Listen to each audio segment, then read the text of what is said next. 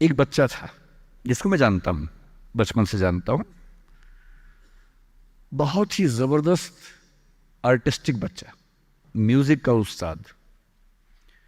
उसके घर में लगभग सब लोग म्यूज़िक के उस्ताद थे, इंस्ट्रूमेंटल म्यूज़िक, वोकल म्यूज़िक, हर चीज़ में अच्छा, पढ़ने में भी ठीक, बढ़िया। और जब हम स्कूल में थे, वो मेरी क्लास में तो नहीं था, थोड़ा सा अलग क्लास में था, पर स्कूल में बहुत पॉपुलर था, being into music. I was in debating, he was into music. और बाद में उसने हमारा स्कूल छोड़ भी दिया कुछ समय के बाद, फिर वो कहीं और चला गया, फिर हमारा मिलना नहीं हुआ। उस समय ना तो व्हाट्सएप था ना यूट्यूब था, तो बाद में मिलने का स्कोप भी नहीं रहता था। जो एक बार चला गया वो चला ही जाता था उस समय। अब तो बच्चे ज़िंदगी भर दोस्त रहते हैं। फिर जब मैं दिल्ली यूनिवर्सिटी में आ गया, ग्रेजुएशन कर चुका था, उसके बाद अचानक मुझे एक बचपन का दोस्त मिला जिसने मुझे एक इंटरेस्टिंग क्या, डेवास्टेटिंग बात बताई। तो बात चल रही थी कि स्कूल के दोस्त कहाँ कहाँ हैं, क्या कर रहे हैं। तो बातों बातों में उसका जिक्र भी आया। तो मैंने बड़ी उम्मीद से पूछा, मैंने कहा वो तो बॉम्बे चला गया होगा, फिल्म इंडस्ट्री में चला गया होगा। तो मेरे दोस्त ने पूछा कि तुम्हें नहीं पता उसके बारे में? मैंने कहा नहीं। उसने कहा यार वो जेल में है, and he was one of the most creative students of our school. मैंने कहा जेल में क्यों है? बोले सच में नहीं पता। मैंने कहा सच में नहीं पता मुझे। बोले वो ग्रेजुएशन करने के लिए जब गया तो पता नहीं क्या हुआ, उसकी थोड़ी संगति खराब हो गई। बैड कंपनी जिसको हम बोलते हैं, जो इस उम्र में अच्छी लगती है, वही वाली। तो कॉलेज लाइफ में थोड़ी बहुत बैड कंपनी सबकी होती ही है, हल्की फुल्की होती है, एक सामान्य बात है। अच्छा, बच्चा बच्चा ना रहे ये भी तो अच्छी बात नहीं है ना।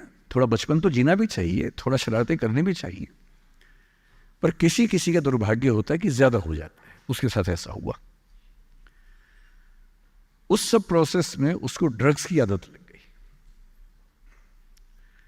और ड्रग्स एक ऐसी चीज है, एडिक्शन ऐसी चीज है कि उसमें वन वे रास्ता होता है, टू वे नहीं होता है।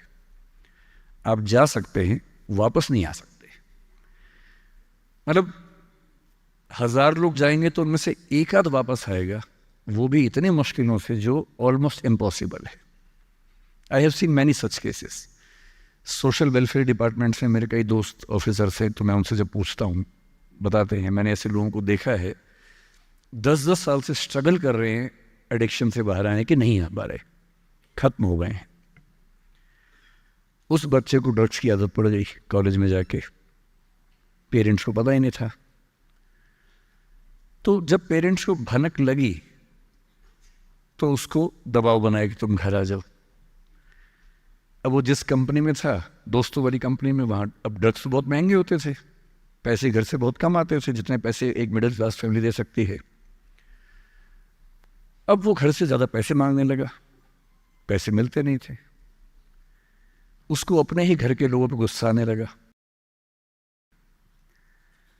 तो एक बार वो अपने घर आया हुआ था छुट्टियों में, और वहाँ भी वो कुछ कुछ करता रहता था। उसके पेरेंट्स ने उसको बहुत समझाया कि बेटा ऐसा मत करो। और एक दिन इस बात पे झगड़ा बढ़ गया। भाई आप पेरेंट्स की चिंता समझेंगे आज से 30 साल बाद, जब आपके बच्चे इस एज में होंगे ना, आपकी नानी मर जाएगी उस समय। नानी मरना एक मुहावरा है, इसका मतलब बहुत चिंता में रहेंगे उस समय आप।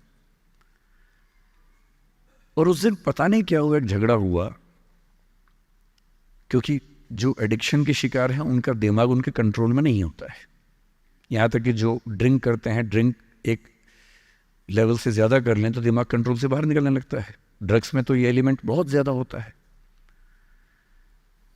और आधी रात को उसने क्या किया, उसने अपनी फैमिली के 5 लोगों का मर्डर कर दिया। मर्डर।